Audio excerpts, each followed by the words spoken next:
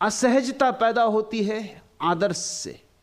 मनुष्य पाखंडी हुआ, असहज हुआ, जटिल हुआ आदर्शों के कारण। लोग सिखा रहे हैं एक दूसरे को, माँ बाप सिखाते हैं बच्चों को, ऐसे हो जाओ कि देखो तुम्हें बनना है बुद्ध जैसा, कि बनना है सिकंदर जैसा, कि बनना है ऐसा। कोई माँ बाप अपने बच्चों को नहीं कहते कि तुम ही बनना है। बचना बुद्धों से, बचना महावीरों से। वे हो गए, सुंदर थे, महिमापूर्ण थे, मगर उनसे अगर कोई एक बात सीखनी हो तो यही सीखना कि वे अपनी निजता में जिए, तुम भी अपनी निजता में जीना। आचरण मत करना, अनुकरण मत करना।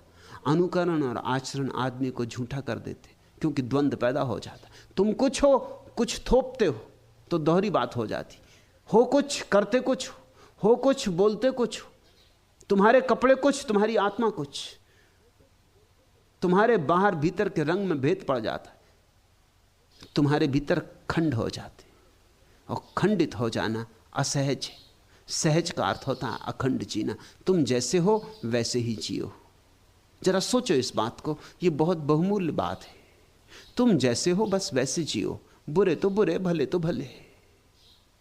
तुम सारी दुनिया को अपनी वस्तु स्थिति से वाकिफ हो जाने दो। तुम अपने को उघाड़ दो। तुम कह दो कि ऐसा मैं हूं, यह मेरी नियति, ऐसा मुझे परमात्मा ने बनाया, उसकी ऐसी मर्जी। स्वीकार करे दुनिया तो ठीक, अस्वीकार करे तो ठीक।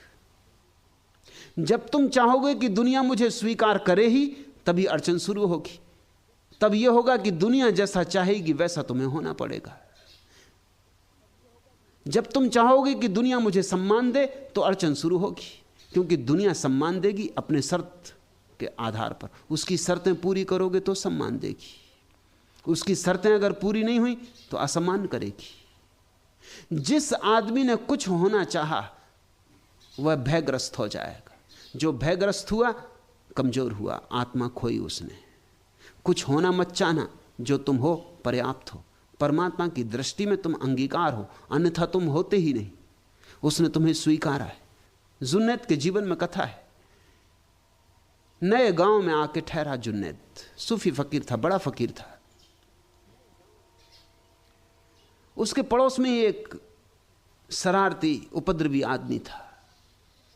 2-4 दिन तो उसने देखा, फिर उसके बर्दाश्त के बाहर हो गए। एक सांझ प्रार्थना कर रहा था, नमाज में था।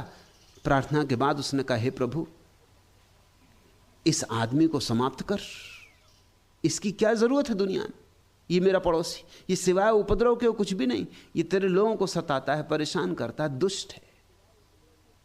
जुन्नैद को कभी किसी प्रार्थना में परमात्मा का उत्तर ना आया था। उस दिन आया। परमात्मा ने कहा, जुन्नैद तू 4 दिन से यहां है, मैं इस आदमी के साथ 60 साल से हूं। ये 60 साल से मेरा पड़ोसी, क्योंकि मेरे तो सभी पड़ोसी। मैं इसे 60 साल से बर्दाश्त कर रहा हूं, तू 4 दिन ना कर सका। और जब मैं इसे 60 साल से बर्दाश्त कर रहा हूं तो इसमें कुछ होगा, इसका कुछ राज होगा। तुझे ये तो सोचना था कम से कम प्रार्थना करने के पहले कि जो परमात्मा को स्वीकार है उसमें तुझे क्या शिकायत हो सकती। यह बात प्रीतिकर है। जुन्नैद ने उस दिन से फिर किसी आदमी के सुधार की प्रार्थना भी नहीं की, क्योंकि जैसा परमात्मा की मर्जी, जैसा है ठीक है। हम कौन।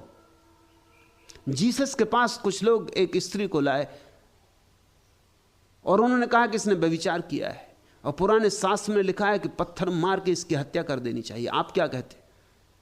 जीसस नदी के किनारे बैठे थे। जीसस सोच में पड़े होंगे, पत्थर मार के हत्या कर देना, अगर इसकी आज्ञा दें तो हिंसा होगी। फिर जीसस के प्रेम के सिद्धांत का क्या होगा। और अगर कहें कि नहीं क्षमा कर दो तो लोग नाराज होंगे। लोग कहेंगे तुम हमारे पुराने धर्म का खंडन कर रहे हैं, हमारे शास्त्र का खंडन कर रहे हैं। लोग यही चाहते थे। असल में लोग आए ही इसलिए थे कि अगर जीसस कहेंगे कि क्षमा कर दो इसको, तो हम ये पत्थर जीसस को ही मारेंगे, क्योंकि वह हमारे पुराने धर्म ग्रंथ के खिलाफ बात कर रहे हैं। और अगर उन्होंने कहा कि मारो इसे पत्थर, तो हम इस स्त्री की हत्या भी करेंगे और जीसस से कहेंगे क्या हुआ तुम्हारे प्रेम का, तुम्हारी करुणा का। कहां गई तुम्हारी करुणा, कहां गया तुम्हारा प्रेम? सब धोखाधड़ी की बातें। मगर उन्हें पता नहीं था कि जीसस क्या उत्तर देंगे। जीसस ने कहा कि ठीक कहते हैं पुराने शास्त्र, ठीक ही कहते होंगे, उठा लो पत्थर, इस स्त्री की हत्या कर दो। लेकिन पत्थर वही लोग मारें जिन्होंने कभी व्यभिचार ना किया हो और कभी व्यभिचार का विचार ना किया हो। वो जो पंच गांव के आगे खड़े थे, मेयर रहा होगा और म्युनिसिपल कमेटी के मेंबर और सब, वो जल्दी से पीछे हट गए भीड़ में, क्योंकि कौन झंझट करे, गांव भर जानता है, सबकी हरकतें जानता है। और अगर व्यभिचार ना भी किया हो तो विचार तो किया ही। ऐसा आदमी तो खोजना कठिन है जिसने व्यभिचार का विचार ना किया हो। जो मोहित ना हुआ हो, आकर्षित ना हुआ हो, वो चुपचाप पीछे हट गए। धीरे धीरे वो जो लोग आए थे उनके हाथ में पत्थर थे, पत्थर उन्होंने वहीं गिरा दिए और धीरे धीरे लोग नदारत होने लगे। सांझ हो रही थी, सूरज ढल रहा था। सूरज के ढलते ही जैसे अंधेरा हुआ, लोग भाग गए वहां से। स्त्री अकेली छूट गई। उस स्त्री ने जीसस के चरणों पर सिर रखा और कहा कि आप मुझे जो भी सजा देना चाहें दें, मैं व्यभिचारिणी हूं, मैं स्वीकार करती हूं, मैं पापनी हूं, और आपकी करुणा ने मेरे हृदय को गदगद कर दिया, आप जो भी सजा दें। जीसस ने कहा कि मैं कौन हूं सजा देने वाला? मैं तेरे और तेरे परमात्मा के बीच कौन हूं? तू जान, तेरा काम जान और तेरा परमात्मा जाने। मैं कोई निर्णय नहीं लेता। अगर तुझे लगता हो कि कुछ गलत किया है तो अब मत करना, और तुझे लगता हो कि जो है वो ठीक है तो जारी रखना। निर्णायक परमात्मा होगा, तेरे और परमात्मा के बीच अंतिम निर्णय होने वाला है, कोई बिचवैया नहीं। तू जा। ख्याल करते हो इस बात में? जीसस का प्रत्यक्ष वचन है, बुराई की भी निंदा मत करना, बुराई की भी। क्यों? इसलिए कि अगर परमात्मा चला रहा है तो कुछ कारण होगा। अपने भीतर जागना, जीना, लेकिन जीने का सूत्र निकलता हो निजता से।